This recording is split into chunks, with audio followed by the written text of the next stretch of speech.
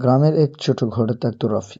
রাফির পরিবার ছিল খুবই গরিব। বাবা বহু বছর আগে ইন্তেকাল করেছে। মা সেলাই করে সংসার চালাতেন। সে ছিল খুব স্বপ্নবাজ। সে বড় হয়ে আলেম হতে চাইত। মা ছেলের জন্য প্রতিদিন তাহাজ্জুদের নামাজে উঠতেন।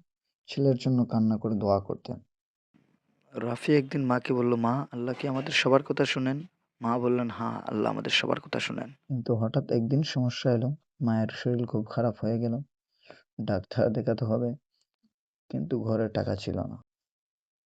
সে আল্লাহর কাছে কাঁদতে লাগলো, মায়ের জন্য দোয়া করলো, আল্লাহর কাছে সাহায্য চাইলো। পরদিন মাদ্রাসায় রাফি গেল। মুখটা ছিল খুবই চিন্তিত। হুজুর তা বুঝতে পারলেন, সাহায্যের জন্য সবাইকে বললেন, তিনি নিজেও সাহায্য করলেন। তারপর রাফির মায়ের চিকিৎসা শুরু হতে লাগলো। মা ধীরে ধীরে সুস্থ হতে লাগলেন। রাফি কৃতজ্ঞতায় মন ভরে গেল। সে আরো এবাদতে মন দিল, আরো ভালো করে পড়তে লাগলো। এবং রাফি মাদ্রাসায় প্রথম হলো। গ্রামের সবাই অবাক। মা খুশি হয়ে আল্লাহর শুকরিয়া আদায় করলেন। তিনি বললেন, এটা আল্লাহর রহমত। রাফি আল্লাহর রহমতে বড় আলেম হলেন। মানুষ তার কথা শুনতো। সে একদিন বলল, আমার সফলতার রহস্য হলো আমার মায়ের দোয়া। তারপর রাফি মায়ের কাছে আসলেন। মা বললেন, আমি তো শুধু দোয়া করেছি। রাফি বলল, এই দোয়ার শক্তি সবচেয়ে বড় শক্তি। সবাই মায়ের খেদমত করতে লাগলো। আপনারা সবাই মায়ের খেদমত করবেন।